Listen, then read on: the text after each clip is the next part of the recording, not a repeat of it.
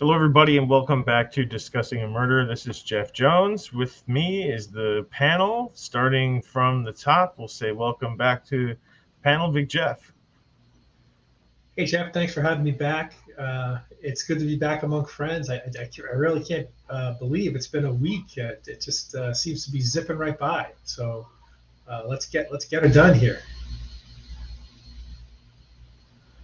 Get her done. That's right, Big Jeff. Get her done. So, Kelly, how you doing?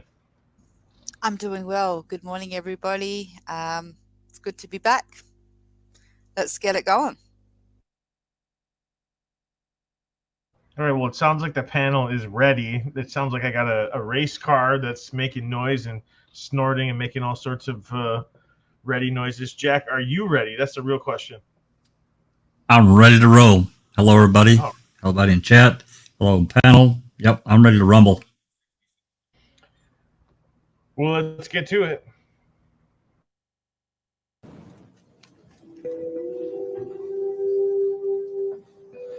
I was just wondering if he was going to tell the truth or not. I didn't expect him to. I was hoping he would slip up a little bit. I don't know. I was just kind of a weird feeling seeing him up there. When a question I didn't have an answer to, he would say, I don't know. He said nothing about being suggested answers. He just said he didn't know why he answered things the way he did. So it's kind of foolish to be here when we have a taped confession.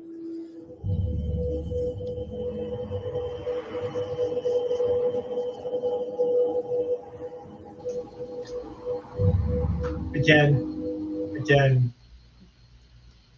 it's not appropriate for him to really have a comment to call Brendan a liar. That one past you there, Big Jeff. I just couldn't, and the reason I couldn't is because of what he said. He didn't, when he is aware enough of Brendan's potential defense that he was the answers were fed to him. Why do you suppose that he's aware of that defense? I mean, he didn't. He says he didn't watch the confession. How is he aware of that defense? Right? I mean, because how? I mean, the only thing I can say is that he loves law enforcement, and that's as far as I can go. Well, who told? I mean, is that something that came up in the pretrial that he was going to utilize that defense that it was fed to him, or was it just well known enough? Is it just so damn obvious that it happened? Why was he aware of it?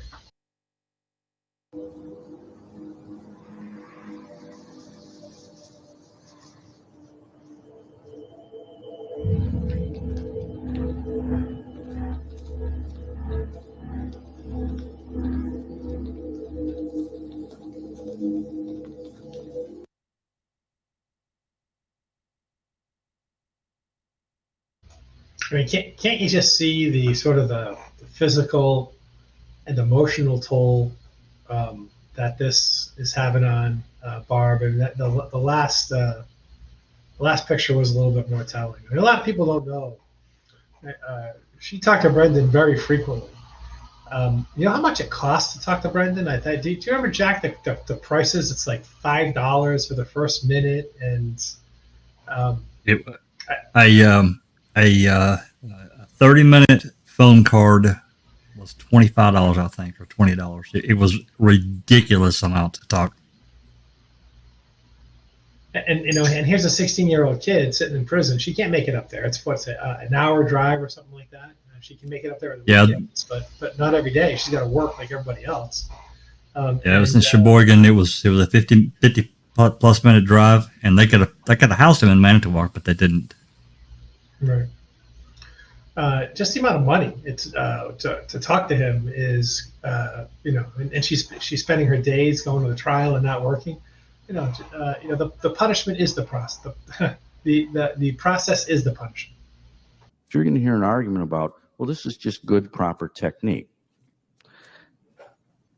And that might be true if you're dealing with someone of average, normal, typical intelligence, demeanor, and memory. But this is not the typical young man. He might have been on this earth for 16 years at the time, but he didn't act like it and he didn't think like it. And isn't it incumbent upon the government, when they bring these type of allegations, to be able to satisfy you beyond a reasonable doubt that the evidence that they're asking you to rely upon is in fact credible? Don't convict him because this was a horrible thing. Don't convict him because he couldn't pick his parents. Don't convict him because he simply doesn't know. And he's honest about it. We are here, and we're here for one reason. There's no issue. There's no doubt. We're here because the defendant has a constitutional right to have us prove him guilty. That's why we're here. That's what we've done.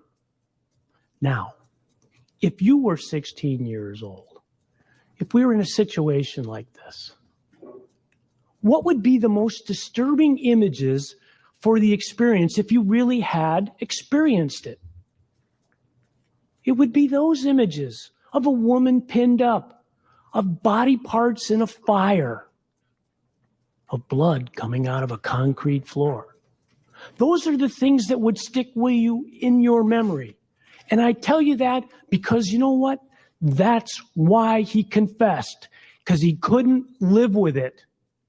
And it started to eke out in his discussion, little by little, to his cousin first, his peer, followed by all that trauma that winter, the loss of weight, the tearful sessions, sitting at a birthday party, and he's in tears because he's by himself. Why? It's not because he lost a girlfriend. It's because he couldn't live with it. That's why he confessed. People who are innocent don't confess. The defendant confessed because he was guilty, because he did it. Well, I think Laura Nyrider should just hang it up right now, right? I mean, that's it. You know, the Innocence Project needs to close up shop and move out of town because Fallon just declared the fact that innocent people don't confess. So all the evidence that Laura has that they do confess, especially those of low intelligence, Fallon, you know, it's not the case. He's just so full of shit right there that's coming out of his ears, right?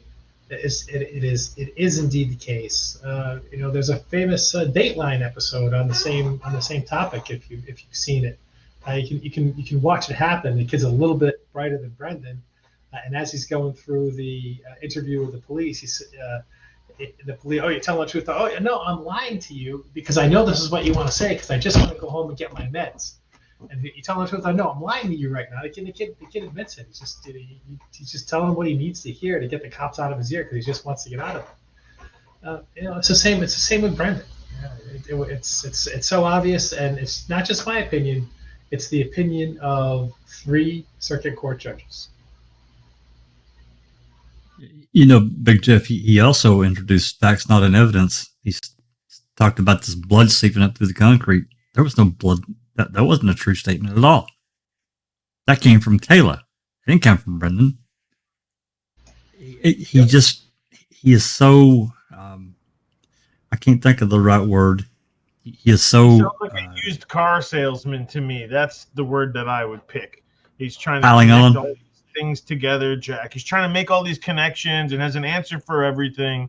And make stuff up, you know. It's just like you said, like the blood coming up out of the floor. Where's the evidence for that?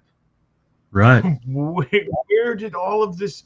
And so he's pleading. He's making this big closing arguments. Oh, you got to believe me. This is what really happened. And he makes this impassioned plea to the jury that's just full of nonsense. And well, I don't know. He knew. They knew that Brendan had lost a girlfriend. I can tell you that for a fact. And I also know that they took Kayla's statement and they twisted it. I know that too. They twisted her original statement. They twisted all that up.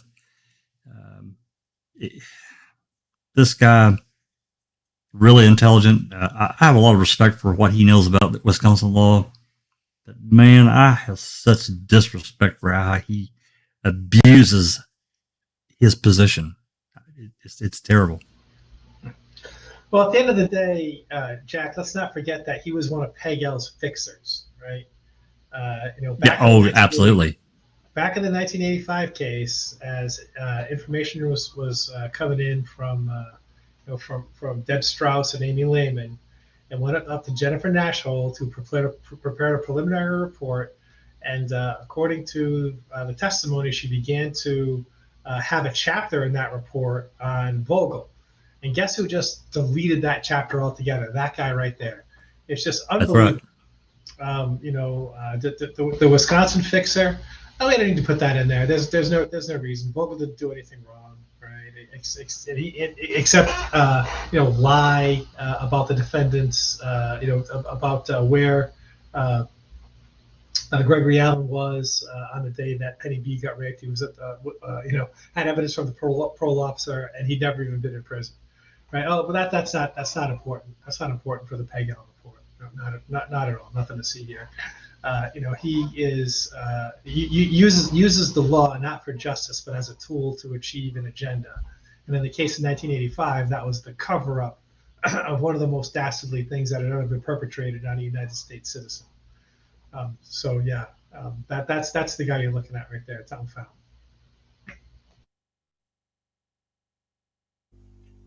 I just wanted to add that I put in Google, wanted to pull some statistics, and how common is false confessions? Well, it's more common than you might think.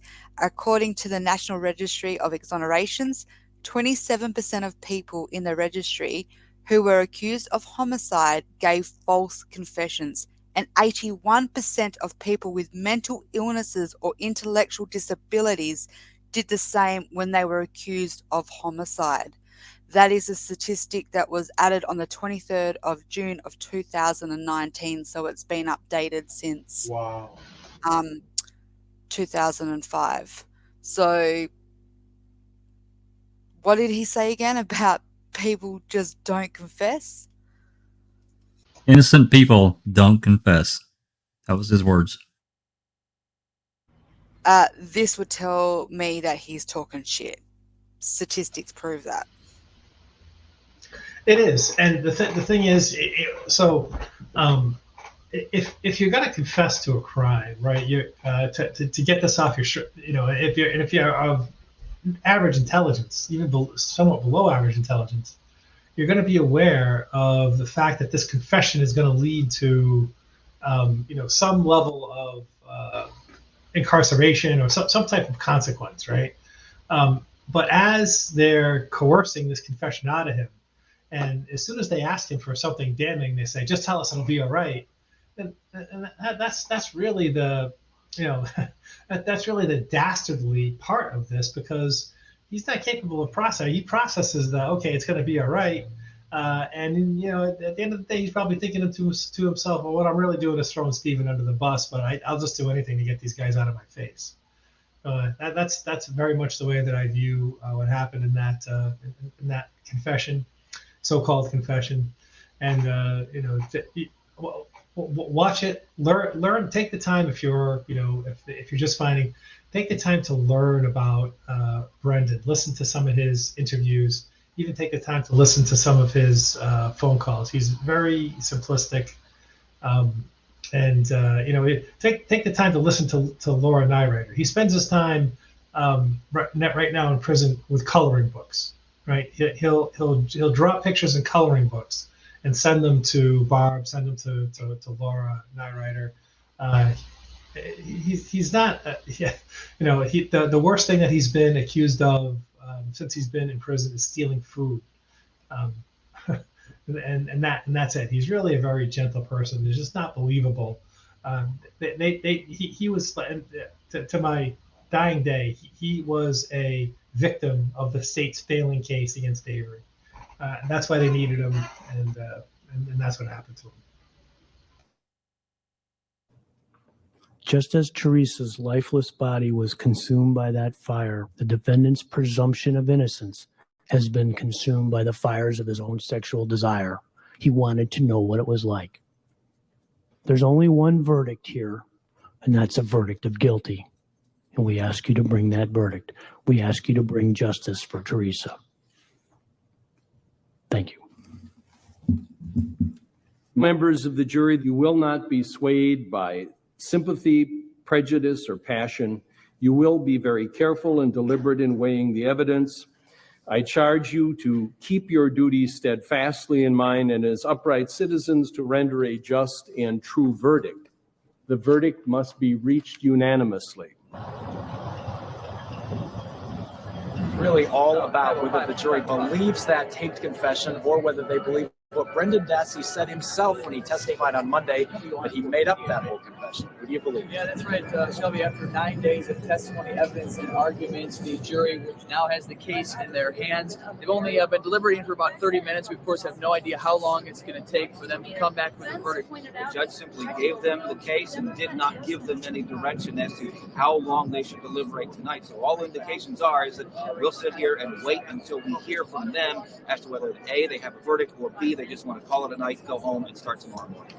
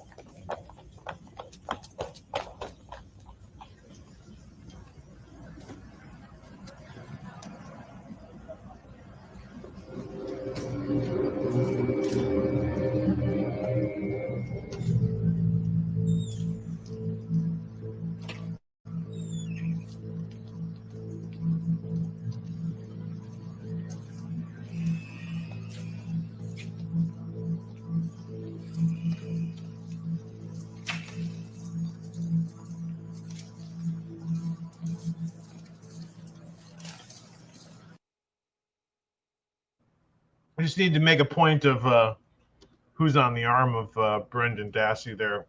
My eyes aren't so good, but who's that on the left? Yeah, isn't that interesting? I don't know about on the left. On our left that's Colby. That's Brendan's Colburn left. right there, Yeah, I'm not sure who's on Brendan's left, but it is interesting because, as I recall, Colburn is a road patrol sergeant. What was he doing in court?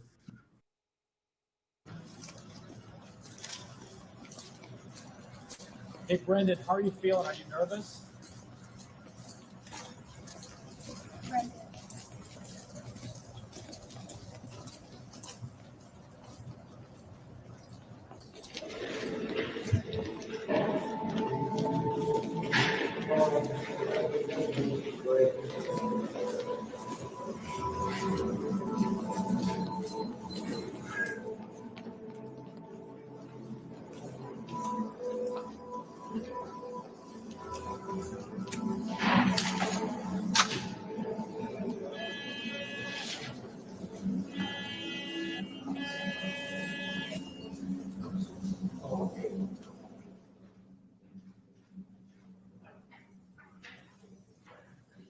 I want to remind all those present that this is a court of law. The court recognizes the emotional nature of this case, its importance to all parties involved.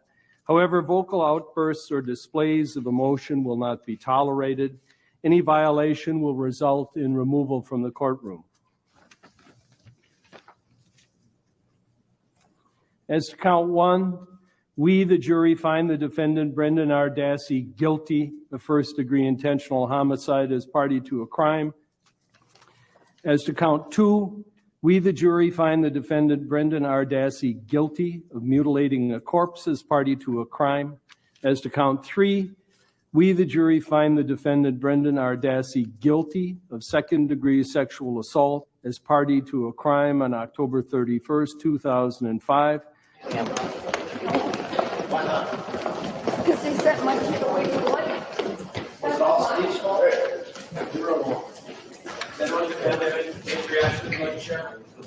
Did you get that? Yeah.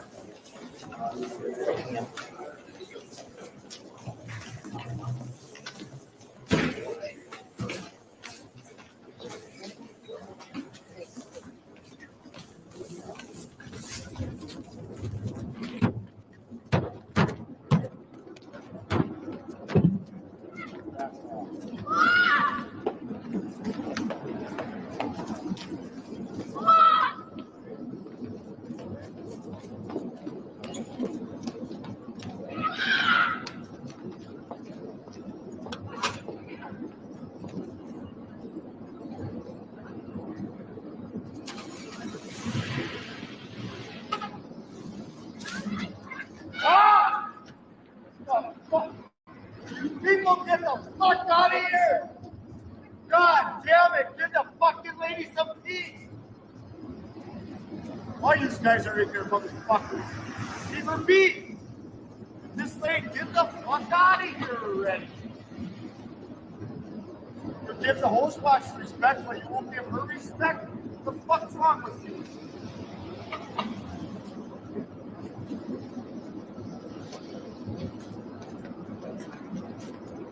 What's up for me to say? Want me to say something? I think you all are set this shit all up. I really do.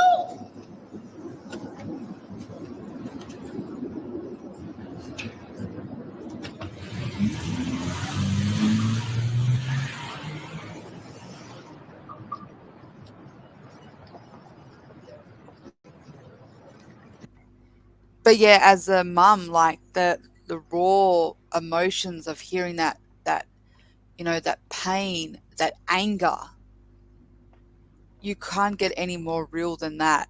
And do you guys hear that last thing she screams out? I really believe they set this up. Like she was really believing this was all just a big stitch up. This is in real time, so we're getting we're witnessing that real time moment. Scott Tadich, he makes a speech to the media, basically fuck off. You respect the Hallbucks and not getting their faces, but you're getting in the face of a mum here that's also just lost a child to the system. Where's the respect? If anyone at any stage has lost respect for Scott, which, as an individual, you're entitled to that. But that moment, I think he earned a bit of respect there because he was standing up for not just Barb, but for Brendan, just because it was such a real and raw moment for all of them as a family.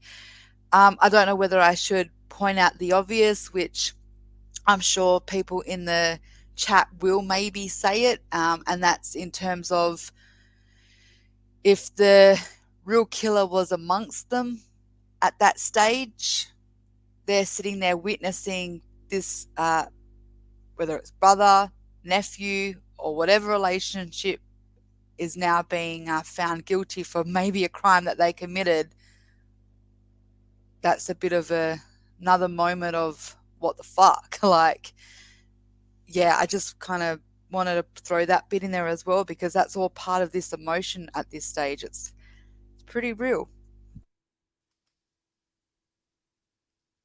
A thought that I've had, and it's just a theory. It has no real basis in fact. And other than this Barb going nuclear here after the verdict is read, and she was nuclear, and it's almost like, to me, she expected them to come back with not guilty, which leads me back to all the way back to end of February, 1st of March, and this discussion, this coerced confession that we hear. It's almost like she expected So, or maybe she was told, hey, it doesn't really matter what he says. He's just a kid. They're not going to convict him. You can say whatever. And I don't know. I'm not saying that's true. It's just a passing thought because she was so angry.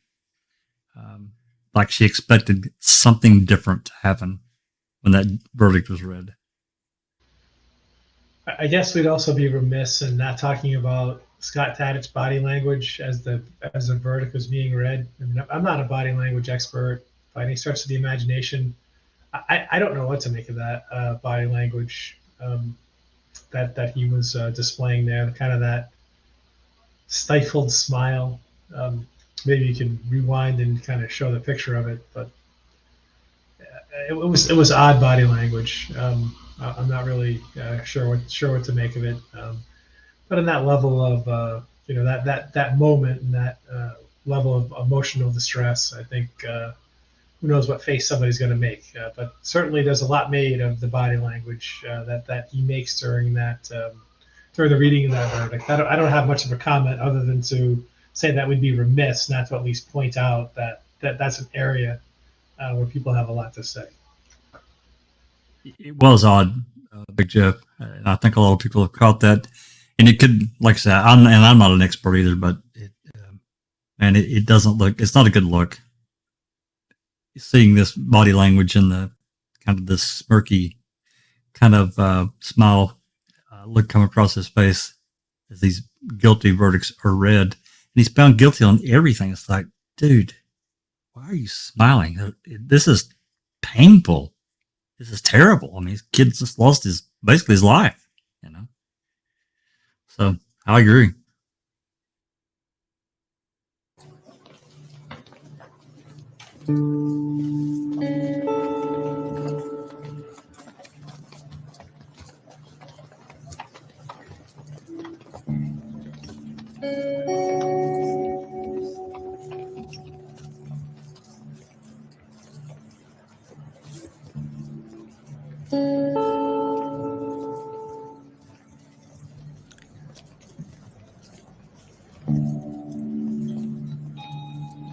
The sad thing is, when I watch this moment, I'm not even confident that Brendan even knows exactly what this means.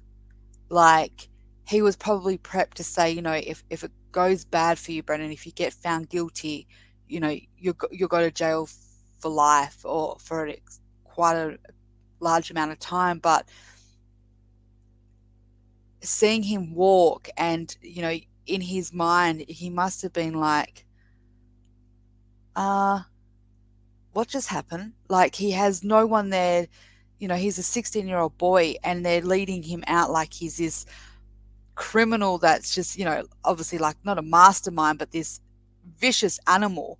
And he's got no one there to basically go to him, shit, mate, like, this is the circumstance, to kind of bring him to a reality. He's just left to wonder by himself. And the scary thing is for Brendan, how much of that had he worked out?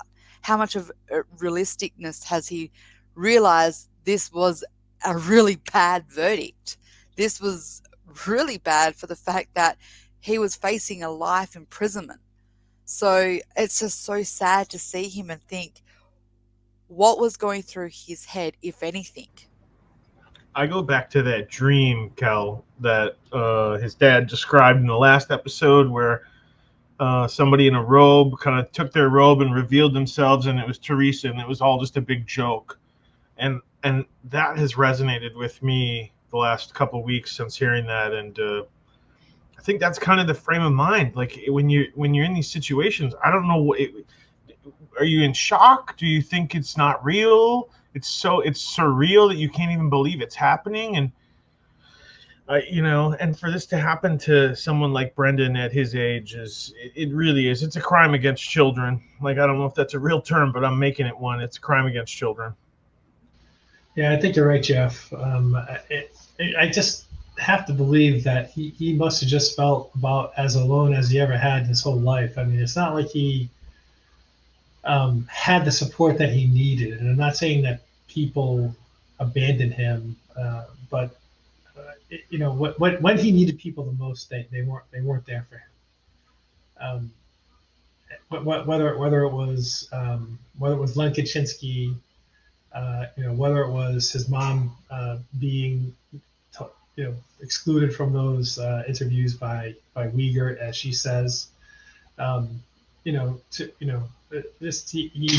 there's just been a failure of support for this kid throughout this whole process, and so he must have felt alone, and it must have come even crashing down on him even more terribly, just how alone it was, and just the little amount of support that he had and will continue to have. That's just, it's a nightmare. He's walking into a tunnel that's just getting smaller and smaller.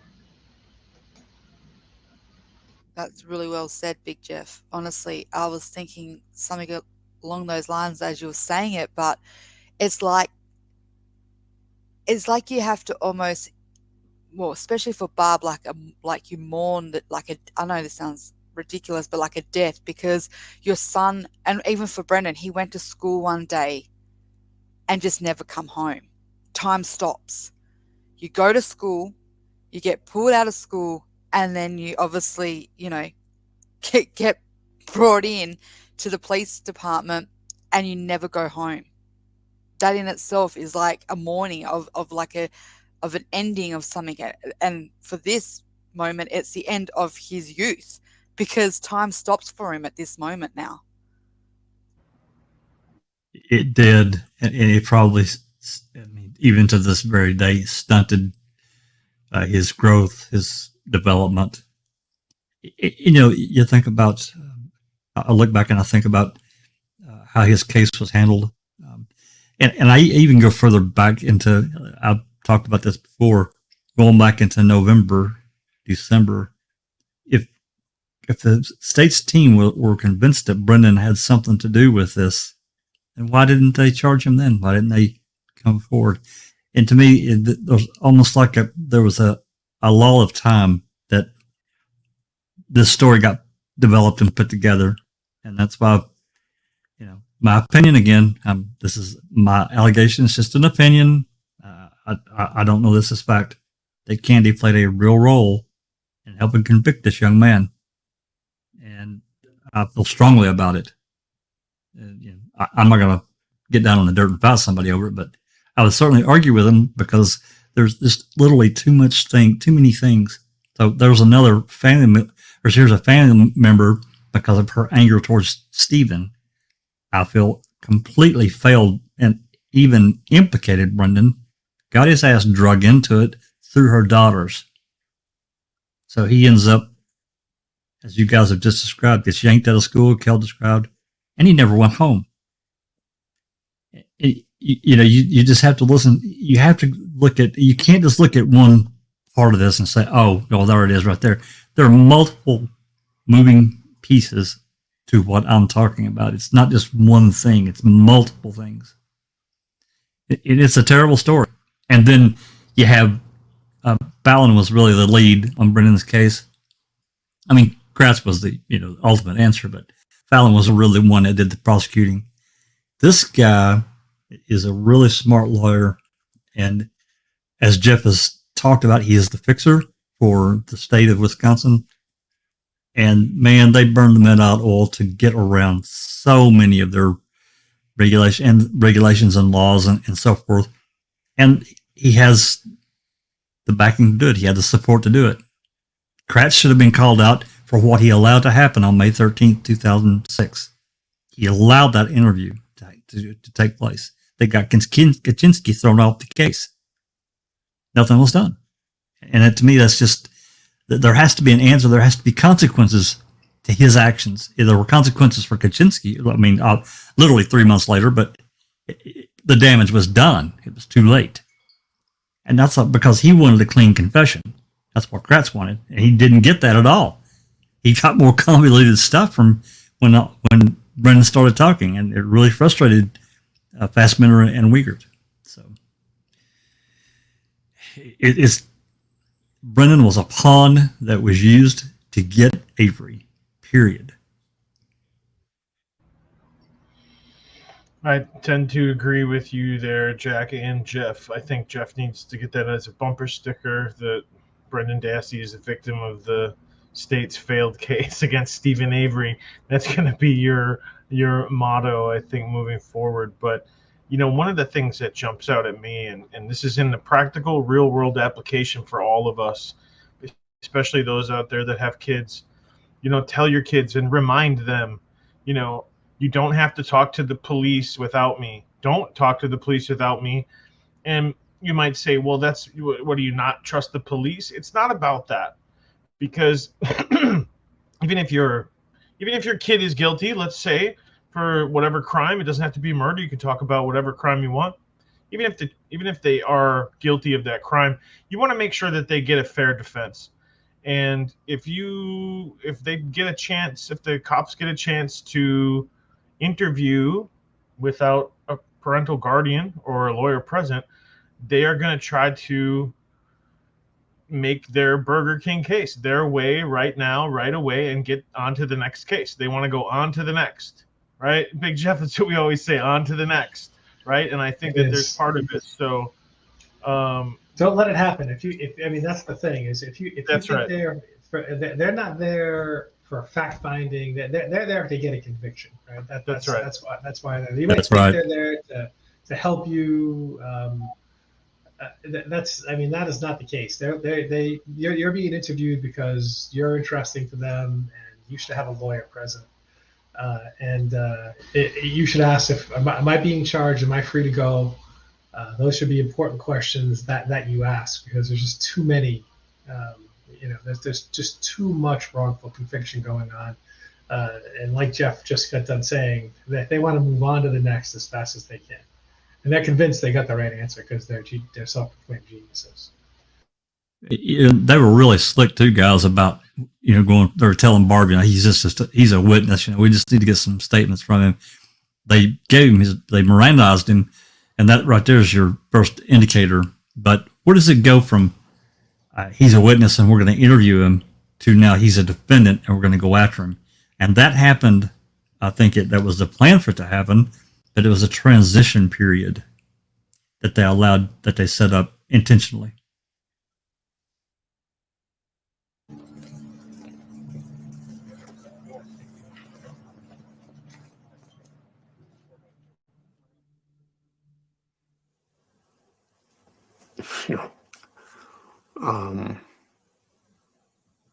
I can't imagine Brendan Dassey did the things he was convicted of doing.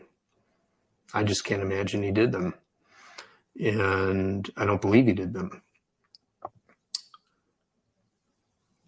And there's a 17-year-old boy who's lost his life in a real sense.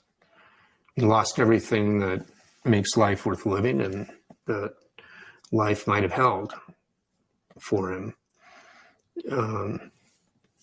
Again, the forces that caused that, I understand.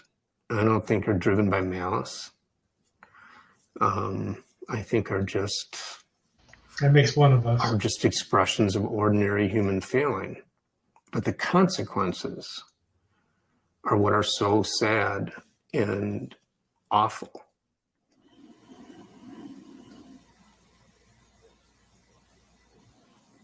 I love you guys, and I know you're innocent.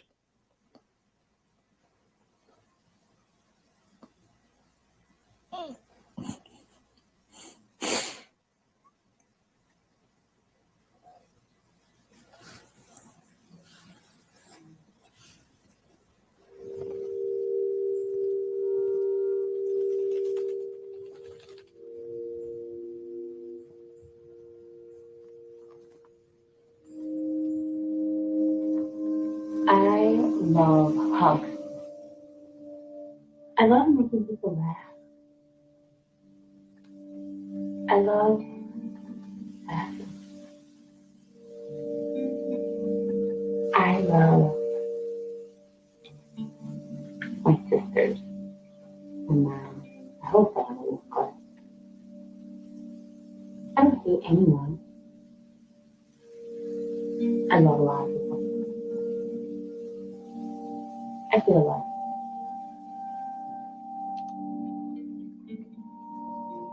Mike Halbuck, Teresa's younger brother. Honorable Judge Willis, my family and I would never choose to be involved in a situation like this. We never chose to feel heartbreak, to feel loss. But Stephen Avery chose my sister Teresa. He thought only of himself. He chose to end her life. He chose to retain his sins inside himself and to point blame at everyone else. He chose not to hold himself accountable and ask for forgiveness, but to make a jury of 12 of his peers decide if he was accountable or not. They did that, and in doing so, have put you in the position you're in now. As God guided Teresa's life, let him guide your decision now. It's your choice. I ask that you sentence Stephen Avery to life in prison without parole. Thank you. Mr. Avery, do you have the right to allocution if you wish to speak now? Well, Your Honor, I'm sorry for Halbuck's family, Teresa Halbuck's family, what they're going through, the pain, the hate they got. There's nothing else going to bring her back, you know. And my family, what they're going through, and everybody's friends and the community, you know, it's hurting everybody. And for myself, Teresa Halbuck, I didn't kill. I am innocent with all of this. And I figure later on, I'll prove myself innocent.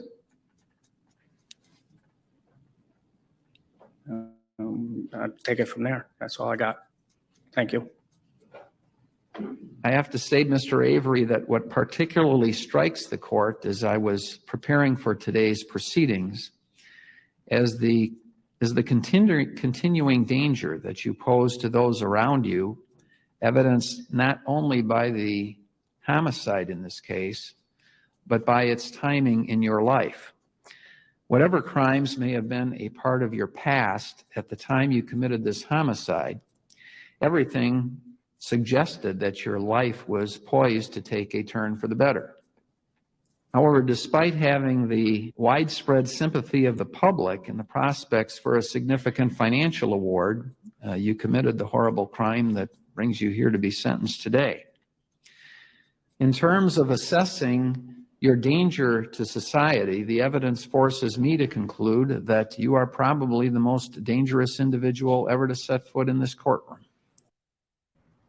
It's one of the most notable lines, I think, in the whole series. Go ahead, Kel. Take it away. They do realize that Jeffrey Dahmer stood in that fucking courtroom, right? He's like the most notorious serial killer up there in the American history of psychopaths, and holy shit. And wasn't there also I think there's a short list of these in Wisconsin. I do believe that there's a short list of people that are definitely have done way worse than, a murder is a horrible crime. I mean, it's the worst. It's the absolute worst crime imaginable. But there are people who take it further, and I think you're exactly right, Kelly. Like, what is he talking about? Is it spiking the football? I guess that's the question.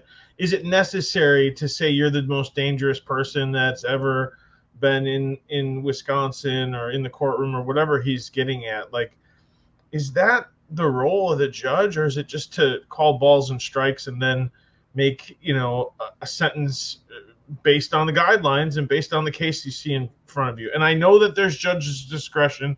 I get that. They're allowed to speak, but I don't know. Is it spiking the football? It's like he's trying to justify what he's fixing to do and justify the case in chief. That's what I get out of it. And yeah, it's spiking the football. I don't disagree. Yeah, I agree with that. And the interesting thing is, he calls it the most, calls him dangerous because, in this time of his life. I call it man miracle number one. Teresa Halbuck goes missing days before the depositions of Kosurik and Vogel. That's miracle number one. It really is. You have to question that. We've talked about this independently, Jack. In multiple podcasts and multiple, not even on other shows altogether, and privately, I think in Discord as well. You have to understand 1985 to understand this case, and you must. Teresa Hallback going missing days before the deposition of what it just does not make any sense.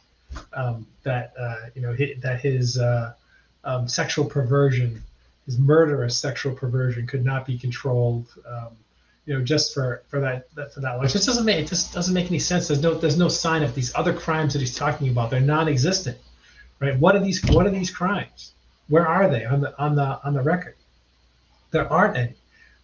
This is a crime of escalating behavior. There's no evidence of this escalating behavior, particularly to strangers. He and Jody had it out a few times, and Jody was in jail for drunk driving.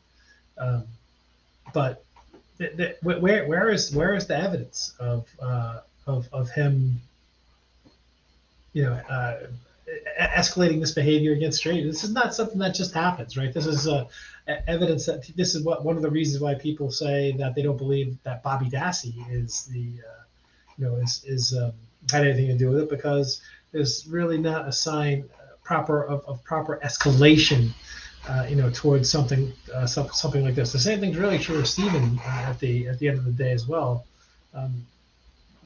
There's no, in the time that he was out, his life was getting better, and it doesn't make any sense for this to happen at this time of his life. And frankly, that's the primary reason that I don't believe it. Aside from the fact that it's so clear that so much of the evidence was completely manufactured. Anyway, if I don't stop, I'm just, it's going to be an iPad breaking moment. Is that what we call it around here? We're running out of iPads, Big Jeff. Oh my God. Well, to add to Big Jeff's comment there, we think back about Stephen Avery's history, and he did some stupid shit when he was young. Certainly not murderous, but some robberies and stole some grilled cheese sandwiches, and I think maybe some beer, pop, and $10-15 worth of quarters, and some other things. There was also some other robberies him and another person did that, Alan took care of. I think the bulk of the property was returned. And then, this really, really stupid incident with Sandra Morrison, he paid for that. And he rightfully should. He should have went to jail for what he did to her. That should never happen. I understand, I guess that kind of mentality, that thing. He snapped, and he just, not thinking it through and taking the better course, taking the higher road to get Sandra Morrison to shut her mouth and quit spreading all kinds of rumors about him. He approached it. Jack. Right. Well, it does. Yeah, it does. Stephen is going to, if Sandra Morris says something bad about him, he'd go after Sandra Morris, right? If, the county wronged him and then he's going to kill a photographer, it doesn't line up with his escalating motive, right? It wouldn't fit their idea. That's right. And since, after that, he gets out, the stormy relationship between him and Jody, in reality, I call them both at fault for it, because she did shit, he did shit. It was a constant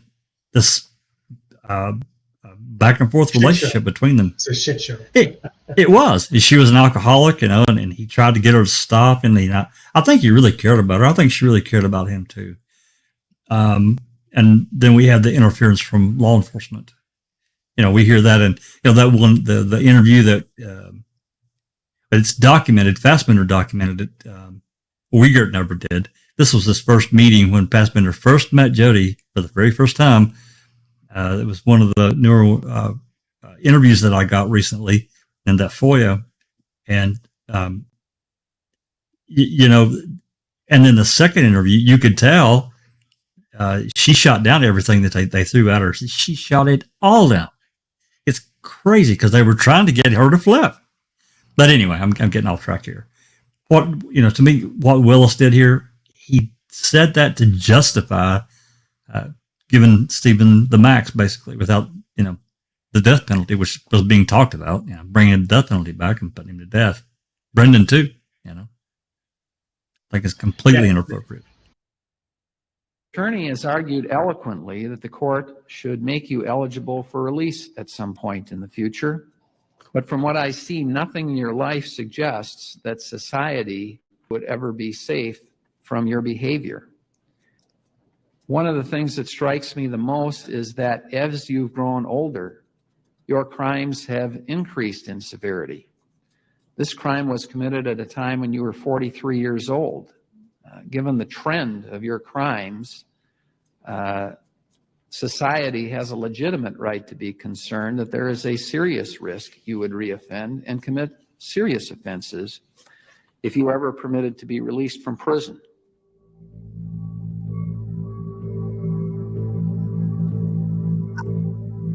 Should we address what he meant by that? Because I think there's a lot of, I know throughout the years that when this has come up that everyone's like, what progression? And I agree to an extent, like what progression? He was wrongfully convicted of a crime he didn't even do. So how did it escalate in what he's saying? So let's go back and focus on what he has been found guilty of, which he did do, and let's see if there's a progression there. So obviously stealing sandwiches and breaking into a pub when he was in his teens, I'm guessing that we can classify as a conviction. The next one would be the cat incident, I guess, where there is an animal killed or hurt, although we've always said he wasn't the one that directly threw it in the fire and he took responsibility for it, but he was the one that doused it and he was a part of that moment.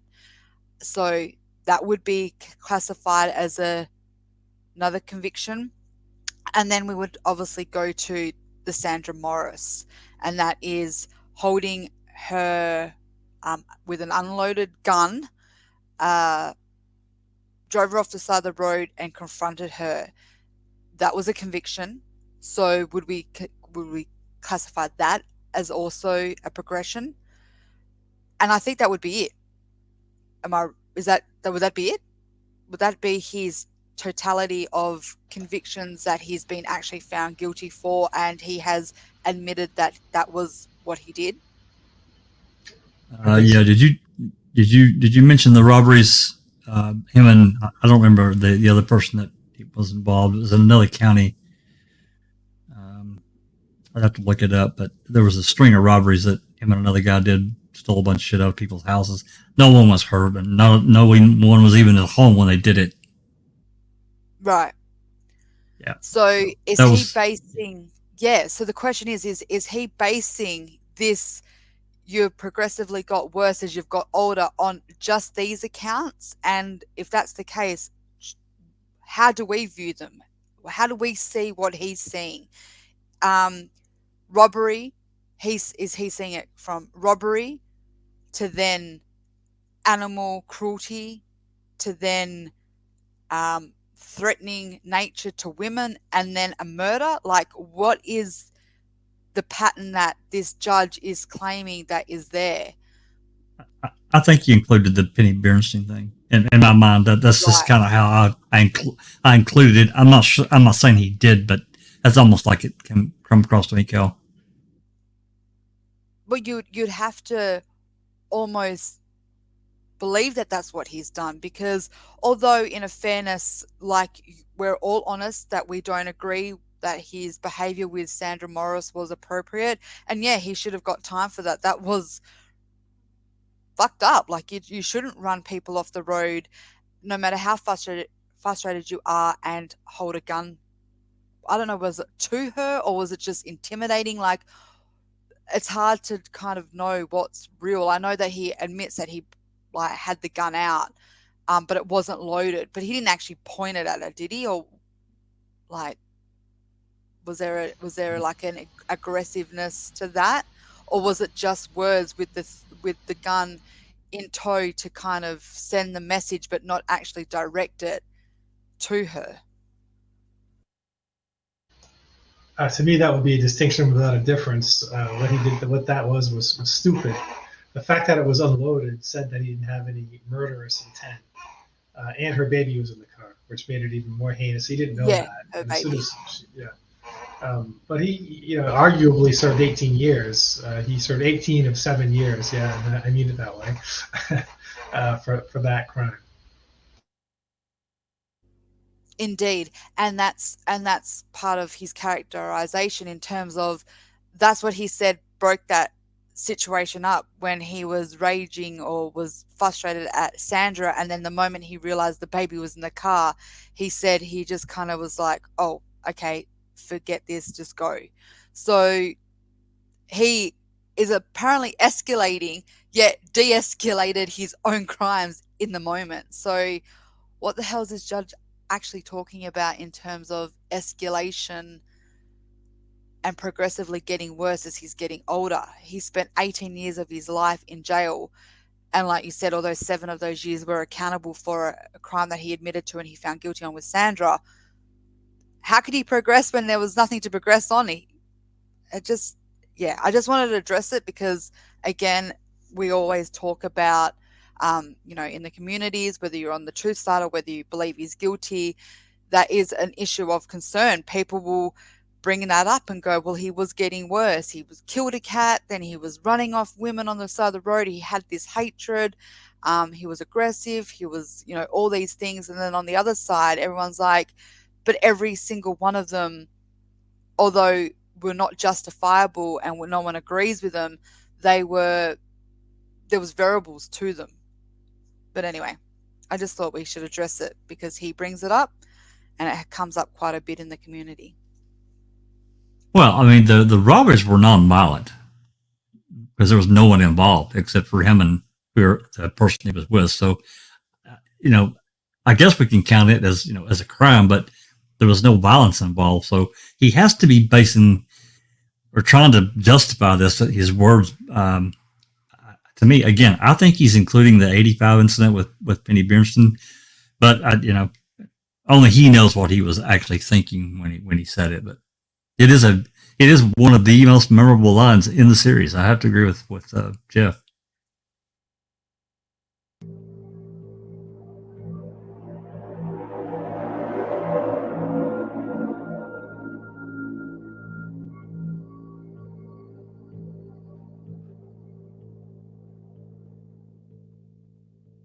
Most of what ails our criminal justice system lie in an unwarranted certitude on the part of police officers and prosecutors and defense lawyers and judges and jurors that they're getting it right, that they simply are right.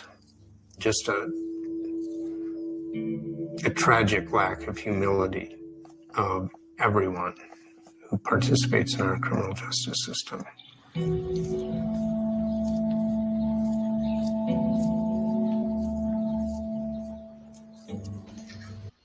What a brilliant comment that was from Gene Strang.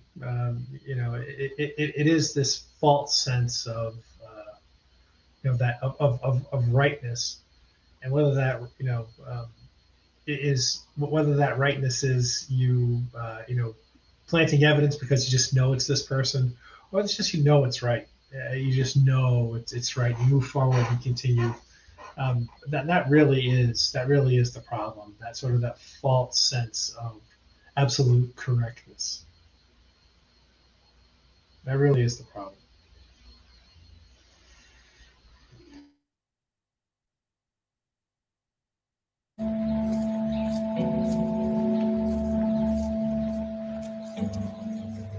We can all say that we're never going to commit a crime, but we can never guarantee that someone will never accuse us of a crime. And if that happens, then, good luck in this criminal justice system.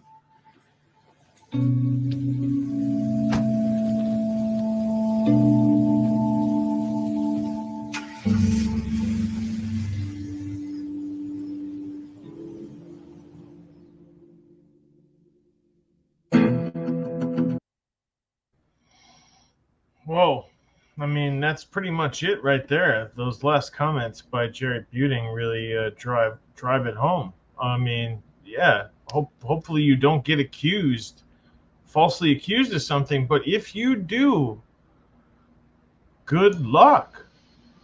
The process is the punishment. It costs so much money, it costs so much time to be able to defend yourself properly against these accusations, that you don't necessarily come out of, even if you overcome the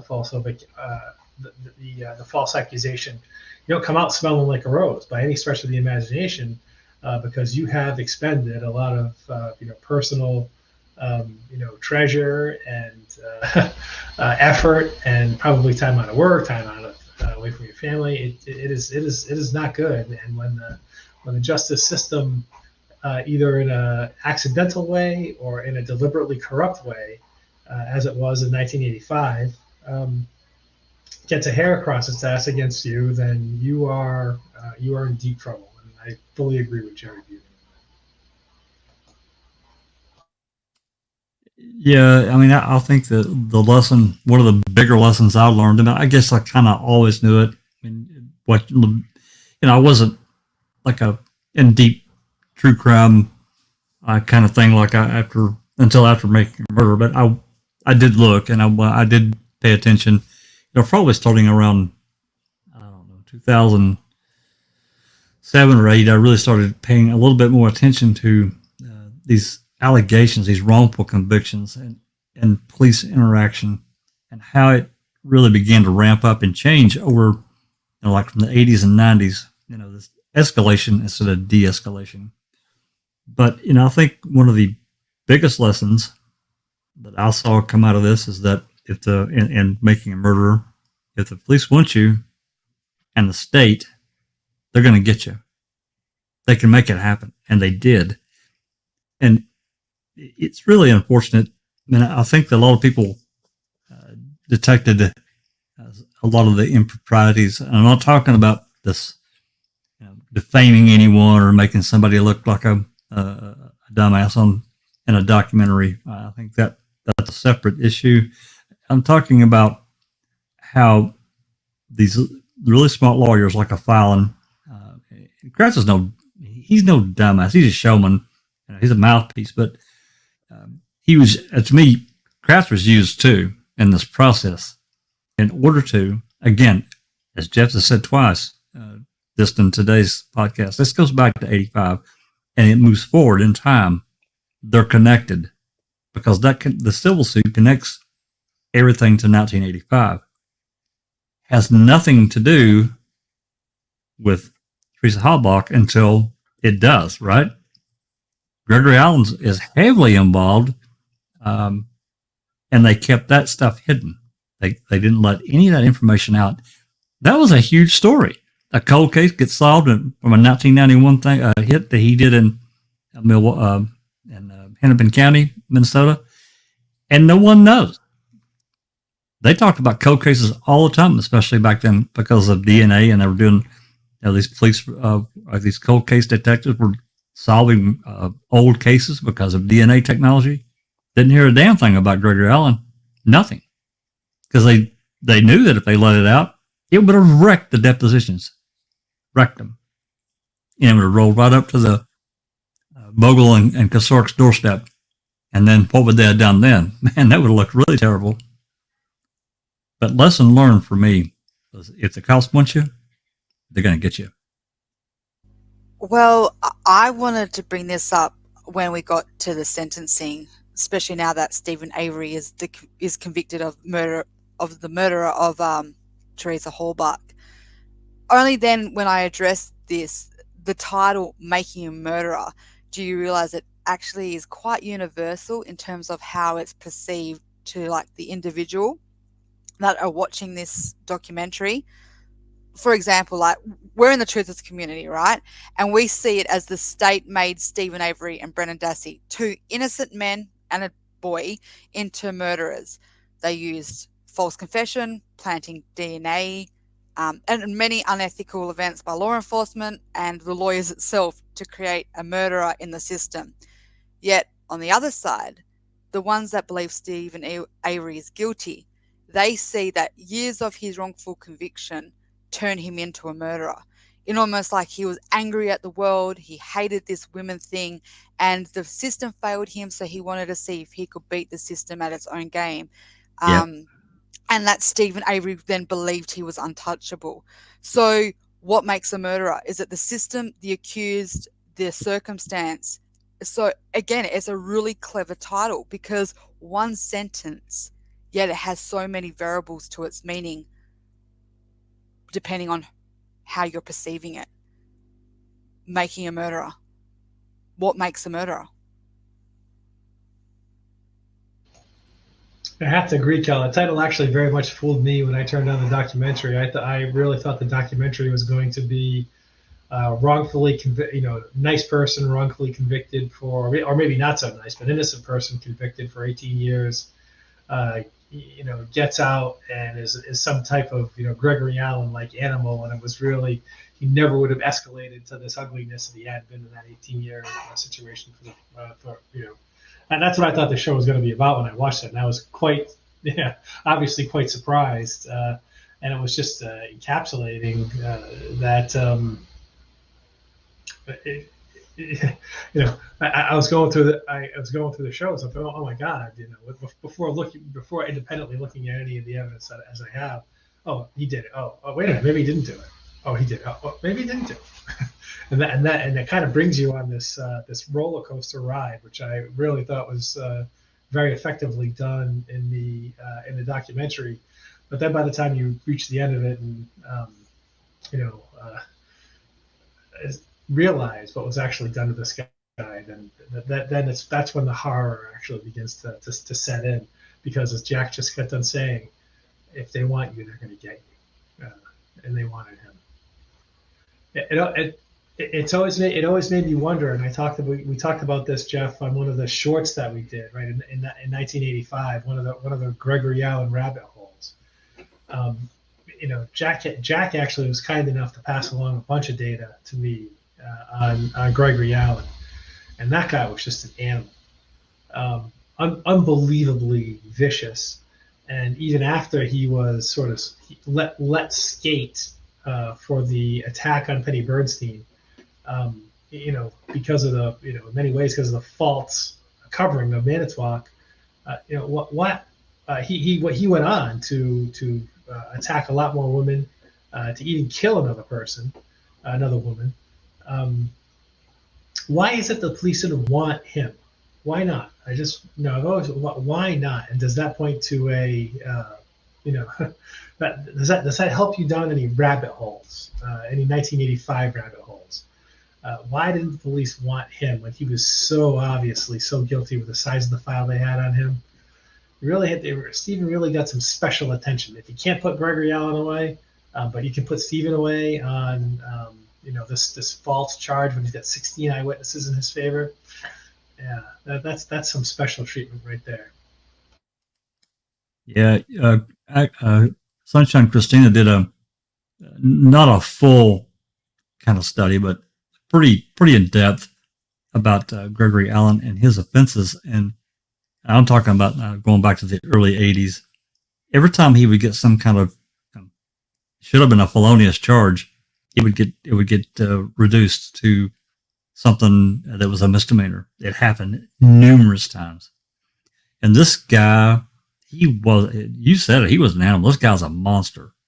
He brutalized so many young girls and women. This guy, and why didn't they want him? I'm not with Jeff. I don't really get it at all. I really don't. Was he was he a CI? Was he bringing them information that was kept private and confidential, but they used it for other means, maybe drug bust or something of that nature? We just don't know. We can't find out. There is a significant file from Green Bay that they compiled on that guy. It's 650, 700 pages long, and that's just their file. There's more, even beyond that. But what I was going to say about, making a murderer, we're at the end of episode 9, but when I watched the series, I didn't know what to expect either. My oldest son, he asked me if I'd watched it yet on Netflix. I'm like, no, I'm like, I saw the ad, but I didn't really pay attention to it. And he said, you need to watch that. So I did. But at the end of it, and I've said this before, I didn't know about if Avery had done it or not. I felt like the process was taken from him.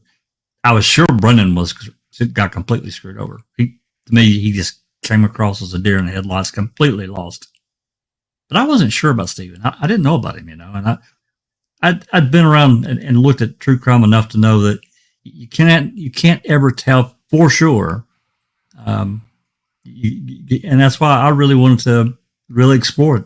That's what really got my interest.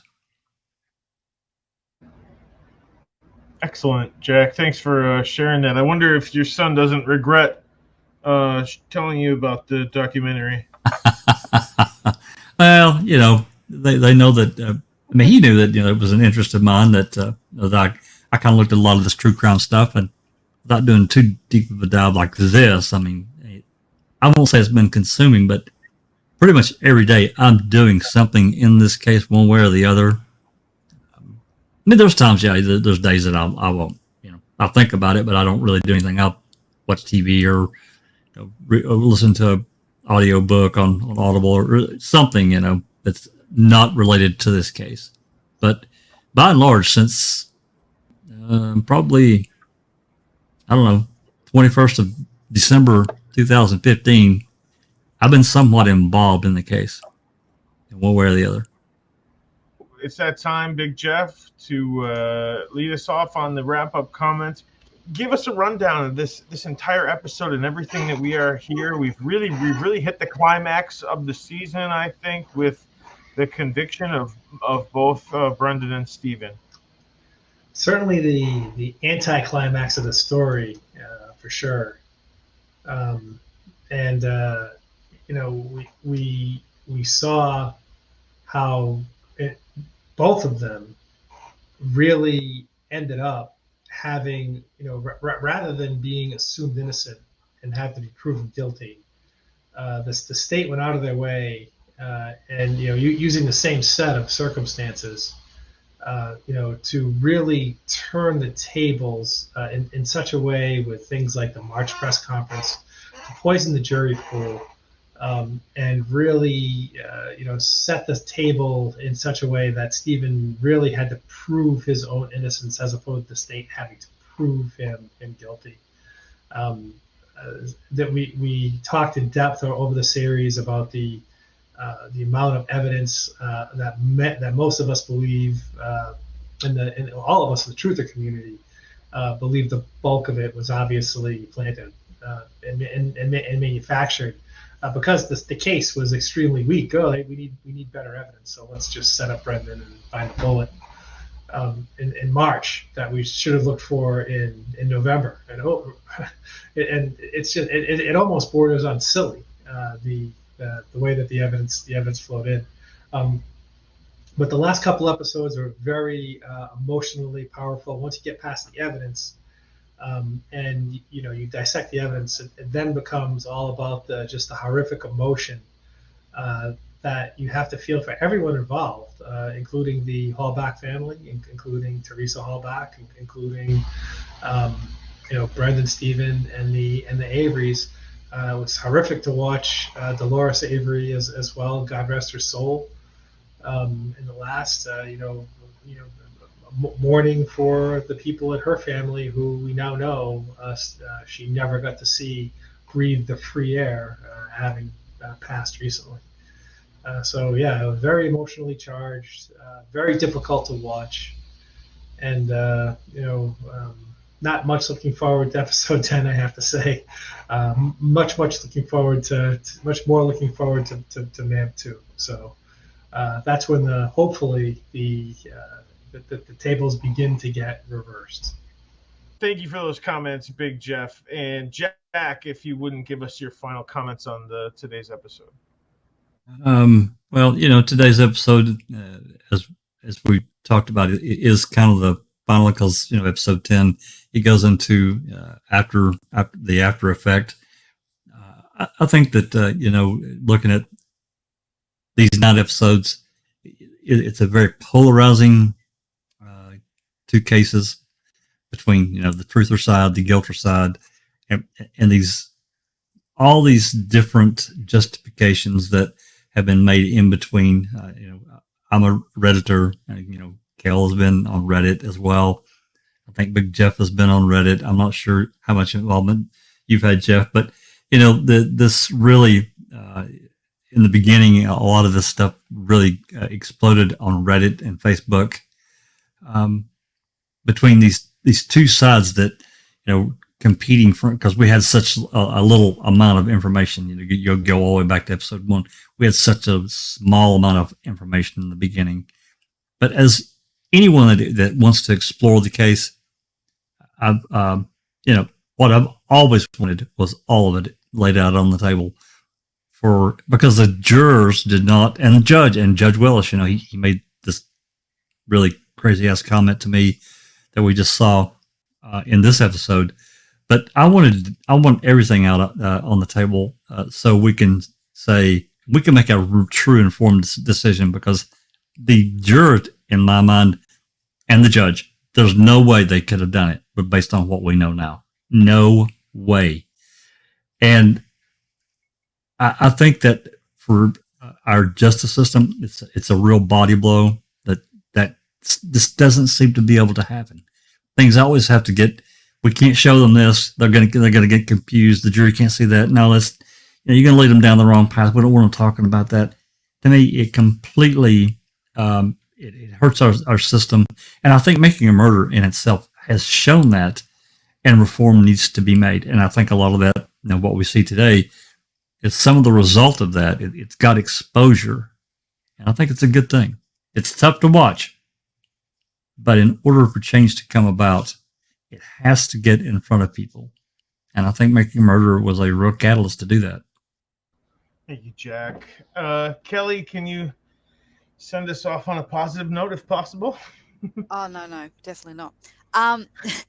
This, for me, this episode leaves you like, no way, this can't be it. You got to remember, I came into this as someone who was exposed to this case differently. I was exposed to it by Dr. Phil. There was that episode, remember, where he's got Fassbender and Buting and Kratz on. Peterson. And Peterson, I believe, yeah. And I thought it was a slam dunk case. I remember turning it on, and I liked Dr. Phil then. Hear that? I liked Dr. Phil then, because and then I was watching it one day and I'm like, what is this? And we're a bit slower in Australia to kind of catch up on the Making a Murderer and all that. I think it got released to us a little bit later. So when I kind of was just watching it, and I knew, and I've always been into true crime, so I was interested, and I was like, And I'm going to be honest with you, and it kills me to say this, but I was a bit naive. I remember thinking, I heard they were bringing up Brendan, and they're like, and the 16-year-old nephew confessed, and I was like, say no more. He's guilty. They're guilty. And I was kind of swayed by just that episode. So coming back to the link of this episode, you could imagine my kind of surprise when I had that implantation of their guilt going into this, and then watching this and then be left like, no way, this can't be it. And if I'm remembering correctly, it was the end of this episode that I started to Google, is Stephen Avery still in jail? And Making a Murder updates. And you got to remember, I came into this around 2017. So KZ was coming up in the search engine connected to the case at this stage. And Making a Murderer 2 was also in the making. So I didn't actually have to wait long for these, didn't have to wait long between Making a Murderer 1 and the Making a Murderer 2 catch up, because I kind of slid in there in the middle. That's when I joined the community. And again, as Jay Jack's reference, I was using Reddit to play catch up. And then, of course, I found Eric Cozy on YouTube and Rubber Ducky, and then Discord as follows. So this episode, I just remember thinking, and again, watching this again, you kind of go, that can't be it. That can't be the end of the story for the guys, that they're just both convicted and in jail. There's so much wrong with this case. And that's pretty much where I'm leaving it, because that's the overall feel to this episode that I came to, and I think a lot of people do, especially when we get into Making a Murderer 2. I know the Google searching probably became even more intense in the community, like, where are they now? But definitely Making a Murderer 1, and the moment that these guys were actually convicted, yeah, I think a lot of people walked away wanting to know more, wanting to know what was next for these guys. Well, on that note, Kelly, I think you're absolutely right. There's so much more, and I hope everybody stays tuned. I just want to give a shout out to everybody out in the chat who's been commenting the last few weeks and really been engaged and got through the hardest part of the documentary, I think, with us. I hope that was the hardest part. I think the worst is behind us. And so I just want to give a quick reminder, everybody give a like and subscribe and share on your social media. I really appreciate it. Helps us a lot. And we will see you next week. This has been Discussing a Murderer.